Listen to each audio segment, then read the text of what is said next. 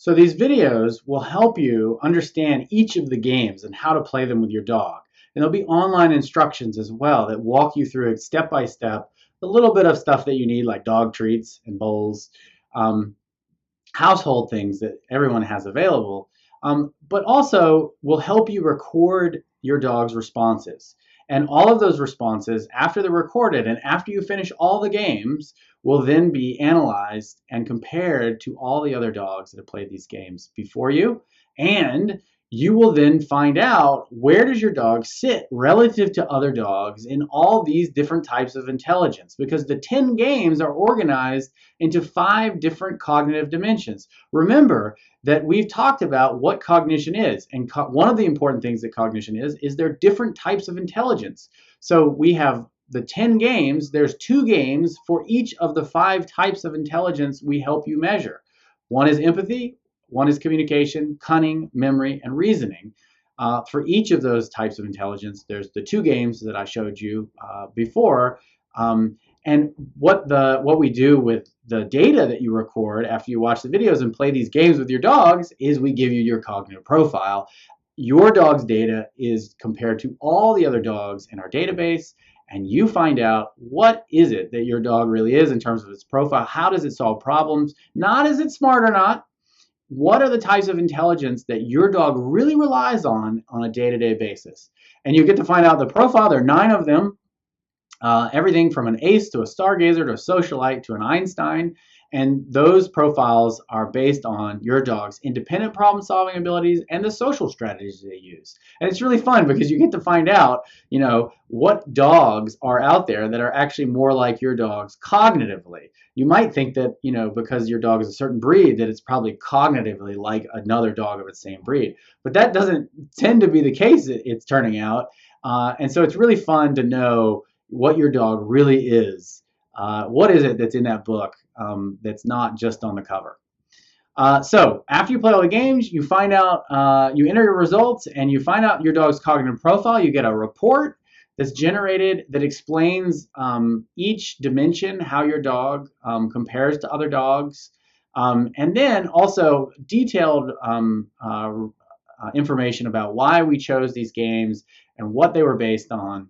And what it means for you in your relationship. Now, again, this is not required. I think it'd just be fun as a laboratory tool for you to learn exactly what it is I'm talking about when I'm talking about dog cognition. And we're going to go through a lot of different games that explain how dogs think. You can do it at home and see what you think about not just the games and not just about the science, but about your dog. So I've done this with my own dog, of course. Before I play the game, and I think this is one of the most fun things to do, is before you play these games, you can try to predict in each of the 5 types of intelligence, empathy, communication, cunning, memory, and reasoning, where do you think your dog's going to fall? I did this with my dog, and my predictions were that, Tazzy, or Tasmania, he'd probably be a little low in empathy. He'd be an amazing communicator, pretty cunning. I imagine his memory was pretty good, and reasoning, not so much. Was my guess. Well, it ends up that this is his profile. He's a socialite. That's his overall profile. And if you look at each dimension of his cognition and what he's really reliant on, I was really way off.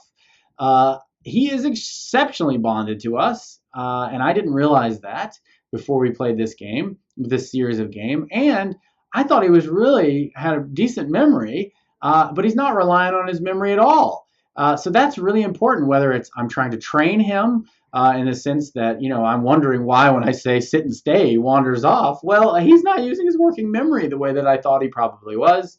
And on bonded, it's good to know he's bonded because that helps me understand that when he's making eye contact with me, he's not just trying to eat my sandwich. He's probably just trying to connect with me in a way that I didn't know before. So that's what Dognition's all about, is getting to know your dog better, find out who's actually sleeping in your bed with you, but at the same time, you're contributing to the larger endeavor of us understanding all dogs. You'll see in a later lecture how we're using this data to make discoveries about dog psychology that we could not make any other way. And of course, all the data from Dognition is freely available online. You can go to explore the data at dognition.com, and you can play and do different queries on all the data from people who've previously played.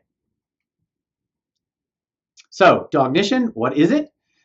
It can be used like a laboratory for this class, but of course it's not required. It allows you to use much of the science we'll discuss about dog psychology in general, but you can actually think about it in relation to your own dog. Dognition is a citizen science company, so that means that we're actually collecting data from people like you, playing these games, the same games, and we're learning things about dogs that we could not any other way. All our data is publicly available. We're publishing papers, and we're hoping to make discoveries about things that you and I both care about that we couldn't make otherwise.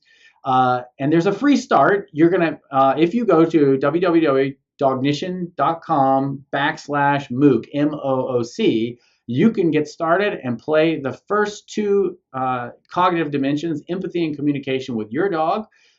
If you decide to continue on, that's great too, but you don't have to, of course.